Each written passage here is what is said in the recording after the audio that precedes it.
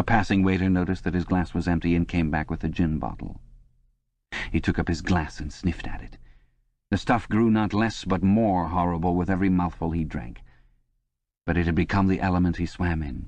It was his life, his death, and his resurrection. It was gin that sank him into a stupor every night, and gin that revived him every morning. When he woke, seldom before 1100, with gummed-up eyelids and fiery mouth and a back that seemed to be broken, it would have been impossible even to rise from the horizontal if it had not been for the bottle and teacup placed beside the bed overnight. Through the midday hours he sat with glazed face, the bottle handy, listening to the telescreen. From 15 to closing time he was a fixture in the chestnut tree. No one cared what he did any longer. No whistle woke him, no telescreen admonished him. Occasionally, perhaps twice a week, he went to a dusty, forgotten-looking office in the Ministry of Truth and did a little work, or what was called work. He had been appointed to a subcommittee of a subcommittee which had sprouted from one of the innumerable committees dealing with minor difficulties that arose in the compilation of the 11th edition of the Newspeak dictionary. They were engaged in producing something called an interim report, but what it was that they were reporting on he had never definitely found out. It was something to do with the question of whether commas should be placed inside brackets or outside. There were 4 others on the committee, all of them persons similar to himself. There were days when they assembled and then promptly dispersed again, frankly admitting to one another that there was not really anything to be done. But there were other days when they settled down to their work almost eagerly, making a tremendous show of entering up their minutes and drafting long memoranda which were never finished, when the argument as to what they were supposedly arguing about grew extraordinarily involved and abstruse, with subtle hagglings over definitions, enormous digressions, quarrels, threats even to appeal to higher authority. And then suddenly the life would go out of them, and they would sit around the table looking at one another with extinct eyes, like ghosts fading at cockcrow. The telescreen was silent for a moment. Winston raised his head again. The bulletin. But no, they were merely changing the music. He had the map of Africa behind his eyelids. The movement of the armies was a diagram, a black arrow tearing vertically southward and a white arrow tearing horizontally eastward across the tail of the first. As though for reassurance, he looked up at the imperturbable face in the portrait. Was it conceivable that the second arrow did not even exist? His interest flagged again. He drank another mouthful of gin, picked up the White Knight, and made a tentative move. Check. But it was evidently not the right move, because, uncalled, a memory floated into his mind. He saw a candle-lit room with a vast white counterpaned bed, and himself, a boy of 9 or 10, sitting on the floor, shaking a dice-box and laughing excitedly. His mother was sitting opposite him, and also laughing. It must have been about a month before she disappeared. It was a moment of reconciliation, when the nagging hunger in his belly was forgotten and his earlier affection for her had temporarily revived. He remembered the day well, a pelting, drenching day when the water streamed down the window-pane and the light indoors was too dull to read by. The boredom of the 2 children in the dark, cramped bedroom became unbearable. Winston whined and grizzled, made futile demands for food, fretted about the room, pulling everything out of place and kicking the wainscoting until the neighbours banged on the wall, while the younger child wailed intermittently. In the end his mother had said, "Now be good, and I'll buy you a toy, a lovely toy, you'll love it." And then she had gone out in the rain to a little general shop which was still sporadically open nearby, and come back with a cardboard box containing an outfit of snakes and ladders. He could still remember the smell of the damp cardboard. It was a miserable outfit. The board was cracked, and the tiny wooden dice were so ill-cut that they would hardly lie on their sides. Winston looked at the thing sulkily and without interest. But then his mother lit a piece of candle, and they sat down on the floor to play. Soon he was wildly excited and shouting with laughter as the tiddlywinks climbed hopefully up the ladders and then came slithering down the snakes again, almost back to the starting point. They played 8 games, winning 4 each. His tiny sister, too young to understand what the game was about, had sat propped up against a bolster, laughing because the others were laughing. For a whole afternoon they had all been happy together, as in his earlier childhood. He pushed the picture out of his mind. It was a false memory. He was troubled by false memories occasionally. They did not matter so long as one knew them for what they were. Some things had happened, others had not happened. He turned back to the chessboard and picked up the White Knight again. Almost in the same instant it dropped onto the board with a clatter. He had started as though a pin had run into him. A shrill trumpet call had pierced the air. It was the bulletin. Victory! It always meant victory when a trumpet call preceded the news. A sort of electric thrill ran through the cafe. Even the waiters had started and pricked up their ears. The trumpet call had let loose an enormous volume of noise. Already an excited voice was gabbling from the telescreen, but even as it started it was almost drowned by a roar of cheering from outside. The news had run round the streets like magic. He could hear just enough of what was issuing from the telescreen to realize that it had all happened as he had foreseen. A vast seaborne armada secretly assembled, a sudden blow in the enemy's rear, the white arrow tearing across the tail of the black. Fragments of triumphant phrases pushed themselves through the din. Vast strategic maneuver, perfect coordination, utter rout, 500,000 prisoners, complete demoralization, control of the whole of Africa, bring the war within measurable distance of its end. Victory, greatest victory in human history. Victory, victory, victory. Under the table, Winston's feet made convulsive movements. He had not stirred from his seat, but in his mind he was running, swiftly running. He was with the crowds outside, cheering himself deaf. He looked up again at the portrait of Big Brother, the colossus that bestrode the world, the rock against which the hordes of Asia dashed themselves in vain. He thought how 10 minutes ago, yes, only 10 minutes, there had still been equivocation in his heart as he wondered whether the news from the front would be of victory or defeat. Ah, it was much more than a Eurasian army that had perished. Much had changed in him since the first day in the Ministry of Love, but the final, indispensable, healing change had never happened until this moment. The voice from the telescreen was still pouring forth its tale of prisoners and booty and slaughter, but the shouting outside had died down a little. The waiters were turning back to their work. One of them approached with the gin bottle. Winston, sitting in a blissful dream, paid no attention as his glass was filled up. He was not running or cheering any longer. He was back in the Ministry of Love, with everything forgiven, his soul white as snow. He was in the public dock, confessing everything, implicating everybody. He was walking down the white-tiled corridor with the feeling of walking in sunlight and an armed guard at his back. The long-hoped-for bullet was entering his brain. He gazed up at the enormous face. 40 years it had taken him to learn what kind of smile was hidden beneath the dark moustache. Oh, cruel, needless misunderstanding! Oh, stubborn, self-willed exile from the loving breast! 2 gin-scented tears trickled down the sides of his nose. But it was all right. Everything was all right. The struggle was finished. He had won the victory over himself. He loved Big Brother.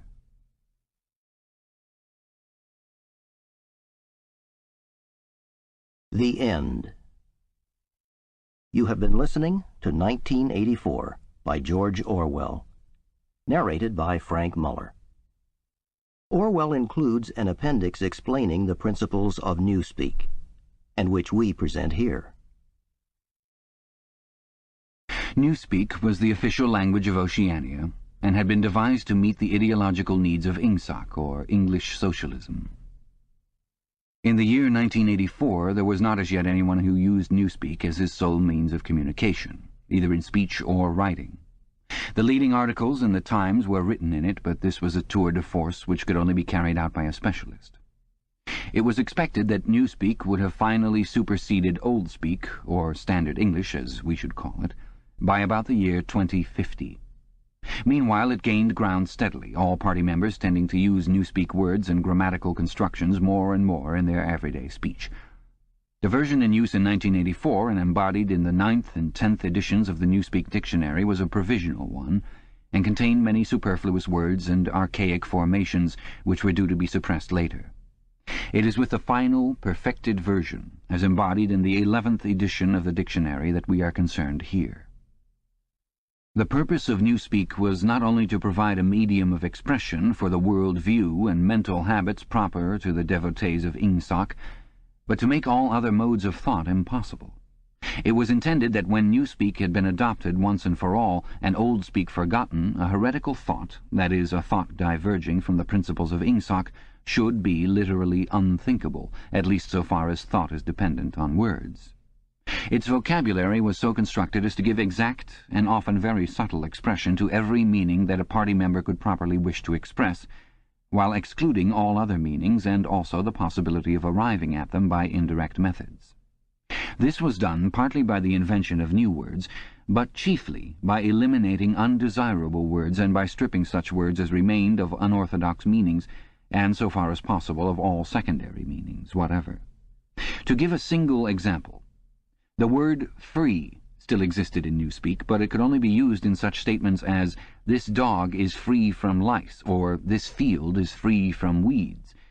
It could not be used in its old sense of politically free or intellectually free, since political and intellectual freedom no longer existed even as concepts, and were therefore of necessity nameless.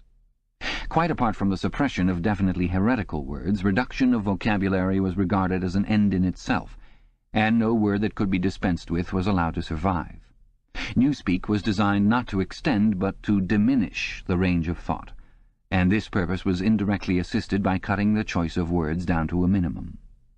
Newspeak was founded on the English language as we now know it, though many Newspeak sentences, even when not containing newly created words, would be barely intelligible to an English speaker of our own day. Newspeak words were divided into three distinct classes, known as the A vocabulary, the B vocabulary, also called compound words, and the C vocabulary. It will be simpler to discuss each class separately, but the grammatical peculiarities of the language can be dealt with in the section devoted to the A vocabulary, since the same rules held good for all three categories. The A vocabulary. The A vocabulary consisted of words needed for the business of everyday life, for such things as eating, drinking, working, putting on one's clothes, going up and down stairs, riding in vehicles, gardening, cooking, and the like. It was composed almost entirely of words that we already possess, words like hit, run, dog, tree, sugar, house, field. But in comparison with the present-day English vocabulary, their number was extremely small, while their meanings were far more rigidly defined. All ambiguities and shades of meaning had been purged out of them. So far as it could be achieved, a Newspeak word of this class was simply a staccato sound expressing one clearly understood concept. It would have been quite impossible to use the A vocabulary for literary purposes, or for political or philosophical discussion. It was intended only to express simple, purposive thoughts, usually involving concrete objects or physical actions. The grammar of Newspeak had two outstanding peculiarities. The first of these was an almost complete interchangeability between different parts of speech. Any word in the language, in principle this applied even to very abstract words, such as if or when, could be used either as a verb, noun, adjective, or adverb. Between the verb and the noun form, when they were of the same root, there was never any variation, this rule of itself involving the destruction of many archaic forms. The word thought, for example, did not exist in Newspeak. Its place was taken by think, which did duty for both noun and verb. No etymological principle was involved here. In some cases it was the original noun that was chosen for retention, in other cases the verb. Even where a noun and verb of kindred meaning were not etymologically connected, one or other of them was frequently suppressed. There was, for example, no such word as cut, its meaning being sufficiently covered by the noun-verb knife. Adjectives were formed by adding the suffix full to the noun-verb, and adverbs by adding wise. Thus, for example, speedful meant rapid, and speedwise meant quickly. Certain of our present-day adjectives, such as good, strong, big, black, soft, were retained, but their total number was very small. There was little need for them, since almost any adjectival meaning could be arrived at by adding full to a noun-verb. None of the now existing adverbs was retained, except for a very few already ending in wise. The wise termination was invariable. The word well, for example, was replaced by goodwise. In addition, any word, this again applied in principle to every word in the language, could be negatived by adding the affix un, or could be strengthened by the affix plus, or, for still greater emphasis, double plus. Thus, for example, uncold meant warm, while plus cold and double plus cold meant, respectively, very cold and superlatively cold. It was also possible, as in present-day English, to modify the meaning of almost any word by prepositional affixes such as ante, post, up, down, etc. By such methods it was found possible to bring about an enormous diminution of vocabulary. Given, for instance, the word good, there was no need for such a word as bad, since the required meaning was equally well, indeed better, expressed by ungood. All that was necessary, in any case where two words formed a natural pair of opposites, was to decide which of them to suppress.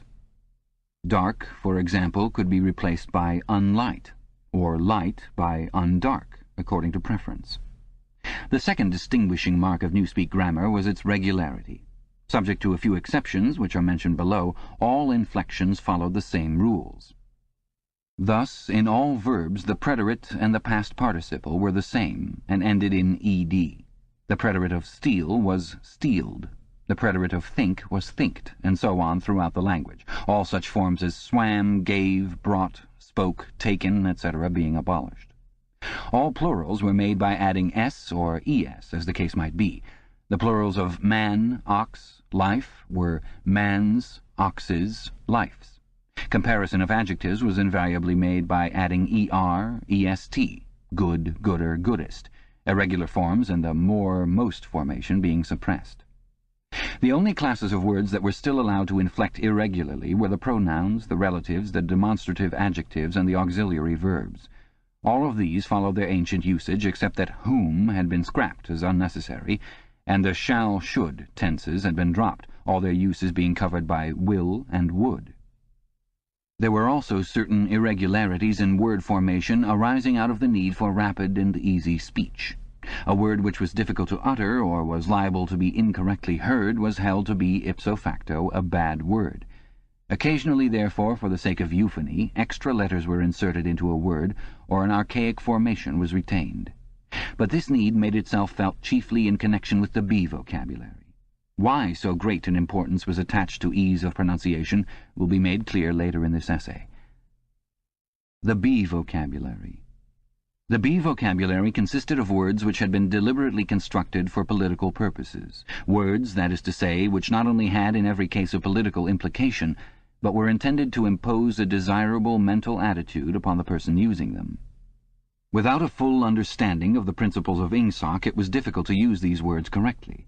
In some cases they could be translated into Old Speak, or even into words taken from the A vocabulary, but this usually demanded a long paraphrase and always involved the loss of certain overtones.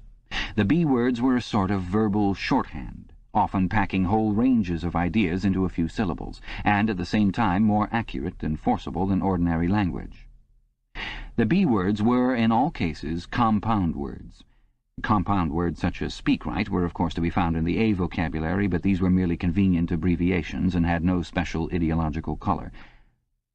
They consisted of two or more words, or portions of words, welded together in an easily pronounceable form. The resulting amalgam was always a noun verb, and inflected according to the ordinary rules. To take a single example, the word good think, meaning very roughly orthodoxy, or if one chose to regard it as a verb, to think in an orthodox manner, this inflected as follows: noun verb, good think; past tense and past participle, good thinked; present participle, good thinking; adjective, good thinkful; adverb, good think wise; verbal noun, good thinker. The B words were not constructed on any etymological plan.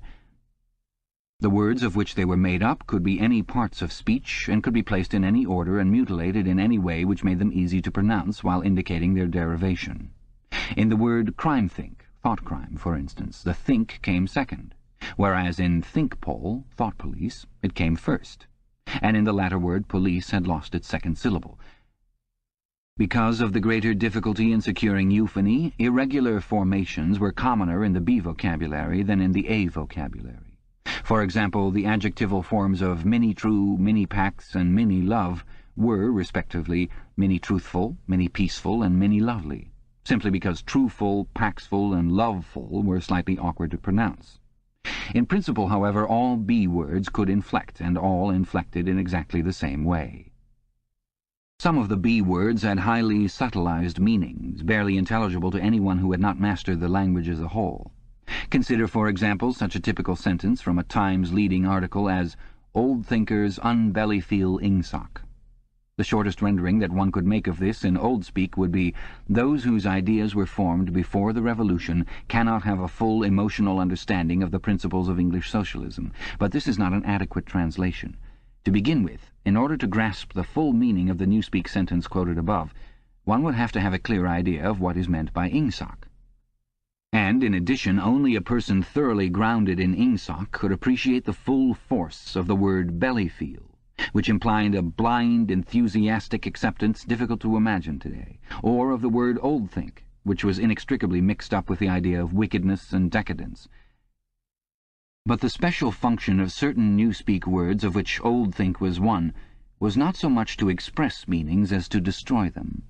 These words, necessarily few in number, had had their meanings extended until they contained within themselves whole batteries of words which, as they were sufficiently covered by a single comprehensive term, could now be scrapped and forgotten.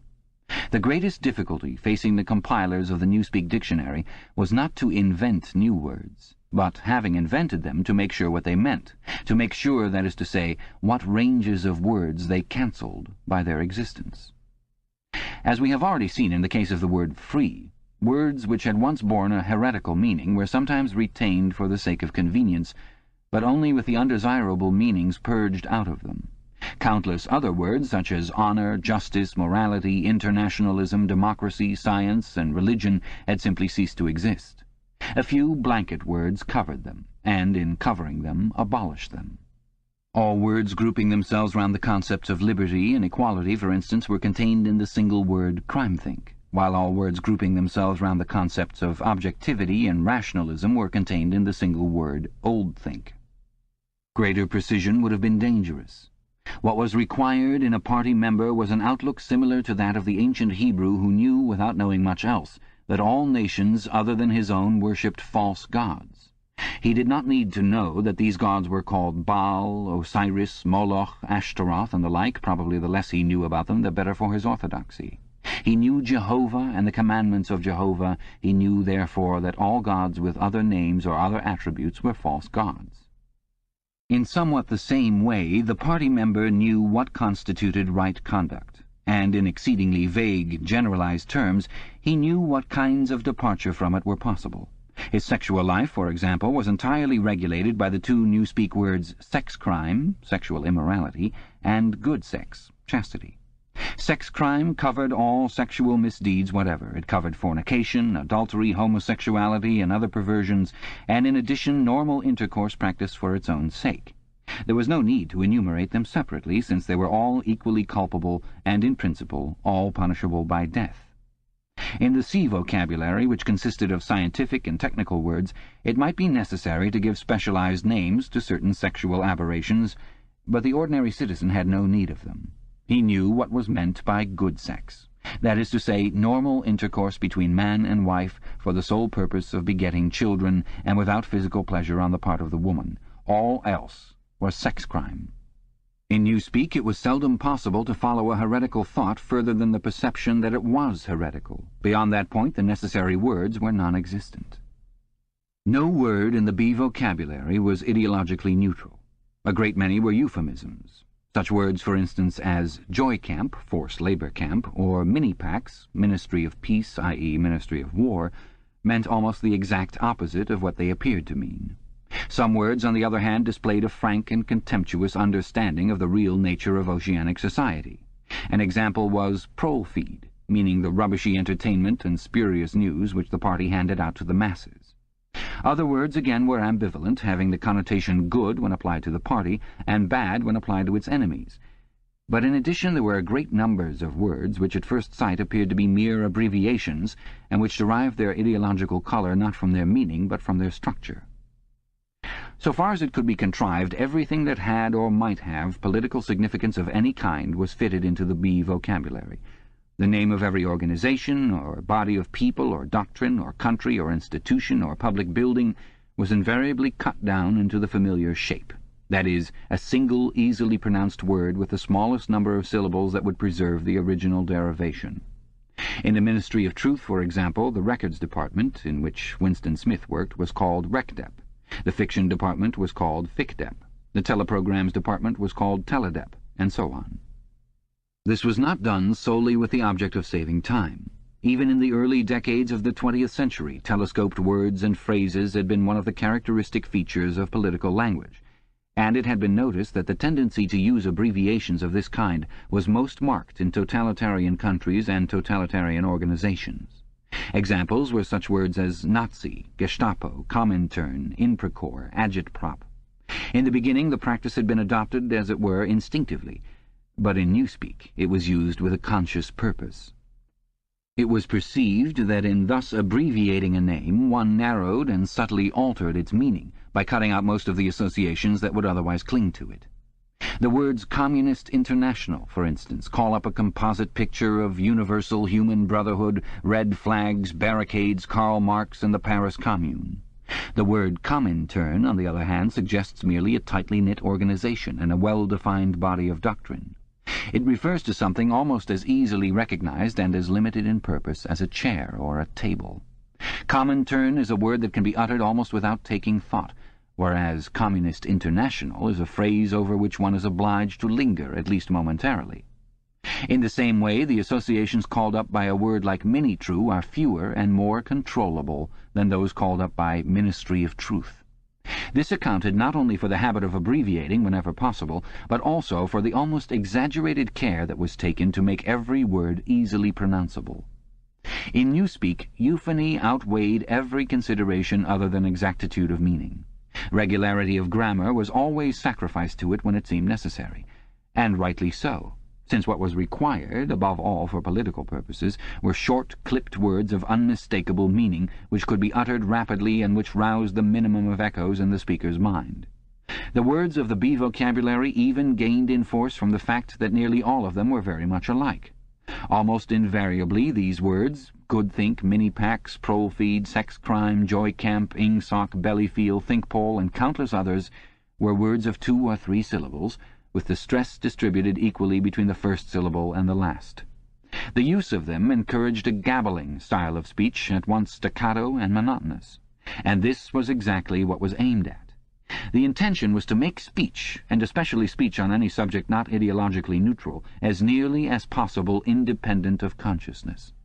For the purposes of everyday life it was no doubt necessary, or sometimes necessary, to reflect before speaking, but a party member called upon to make a political or ethical judgment should be able to spray forth the correct opinions as automatically as a machine gun spraying forth bullets. His training fitted him to do this, the language gave him an almost foolproof instrument, and the texture of the words, with their harsh sound and a certain willful ugliness which was in accord with the spirit of Ingsoc, assisted the process still further. So did the fact of having very few words to choose from. Relative to our own, the Newspeak vocabulary was tiny, and new ways of reducing it were constantly being devised. Newspeak indeed differed from almost all other languages in that its vocabulary grew smaller instead of larger every year. Each reduction was a gain, since the smaller the area of choice, the smaller the temptation to take thought. Ultimately it was hoped to make articulate speech issue from the larynx without involving the higher brain centers at all. This aim was frankly admitted in the Newspeak word duckspeak, meaning to quack like a duck. Like various other words in the B vocabulary, duckspeak was ambivalent in meaning. Provided that the opinions which were quacked out were orthodox ones, it implied nothing but praise. And when the Times referred to one of the orators of the party as a double plus good duck speaker, it was paying a warm and valued compliment. The C vocabulary. The C vocabulary was supplementary to the others and consisted entirely of scientific and technical terms. These resembled the scientific terms in use today and were constructed from the same roots, but the usual care was taken to define them rigidly and strip them of undesirable meanings. They followed the same grammatical rules as the words in the other 2 vocabularies. Very few of the C words had any currency either in everyday speech or in political speech. Any scientific worker or technician could find all the words he needed in the list devoted to his own specialty, but he seldom had more than a smattering of the words occurring in the other lists.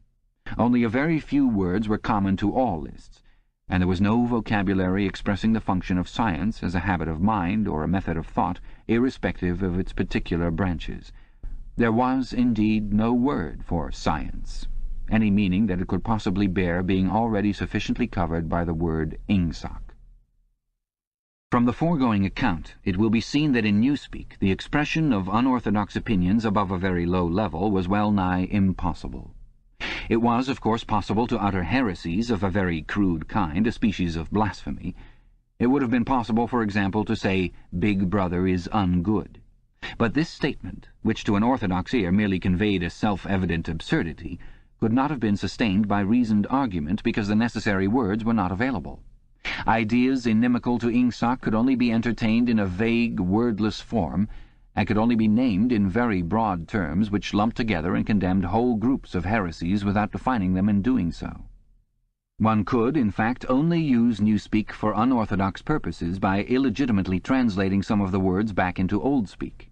For example, "all mans are equal" was a possible Newspeak sentence, but only in the same sense in which "all men are red-haired" is a possible Old Speak sentence. It did not contain a grammatical error, but it expressed a palpable untruth, i.e. that all men are of equal size, weight, or strength. The concept of political equality no longer existed, and this secondary meaning had accordingly been purged out of the word equal. In 1984, when Old Speak was still the normal means of communication, the danger theoretically existed that in using Newspeak words one might remember their original meanings. In practice it was not difficult for any person well grounded in doublethink to avoid doing this, but within a couple of generations even the possibility of such a lapse would have vanished. A person growing up with Newspeak as his sole language would no more know that equal had once had the secondary meaning of politically equal, or that free had once meant intellectually free, than, for instance, a person who had never heard of chess would be aware of the secondary meanings attaching to queen and rook. There would be many crimes and errors which it would be beyond his power to commit, simply because they were nameless and therefore unimaginable. And it was to be foreseen that with the passage of time the distinguishing characteristics of Newspeak would become more and more pronounced, its words growing fewer and fewer, their meanings more and more rigid, and the chance of putting them to improper uses always diminishing. When Old Speak had been once and for all superseded, the last link with the past would have been severed. History had already been rewritten, but fragments of the literature of the past survived here and there, imperfectly censored, and so long as one retained one's knowledge of Old Speak it was possible to read them. In the future such fragments, even if they chanced to survive, would be unintelligible and untranslatable. It was impossible to translate any passage of Old Speak into Newspeak unless it either referred to some technical process or some simple everyday action, or was already orthodox, good thinkful would be the Newspeak expression, in tendency. In practice, this meant that no book written before approximately 1960 could be translated as a whole. Pre-revolutionary literature could only be subjected to ideological translation, that is, alteration in sense as well as language. Take, for example, the well-known passage from the Declaration of Independence.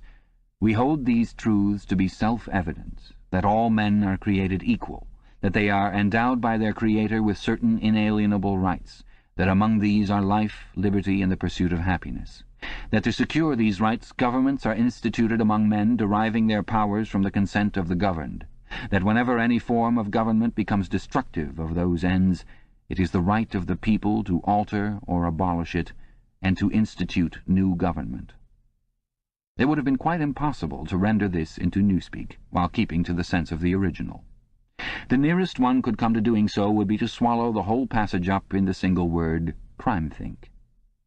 A full translation could only be an ideological translation, whereby Jefferson's words would be changed into a panegyric on absolute government. A good deal of the literature of the past was, indeed, already being transformed in this way. Considerations of prestige made it desirable to preserve the memory of certain historical figures, while at the same time bringing their achievements into line with the philosophy of Ingsoc. Various writers, such as Shakespeare, Milton, Swift, Byron, Dickens, and some others, were therefore in process of translation. When the task had been completed, their original writings, with all else that survived of the literature of the past, would be destroyed.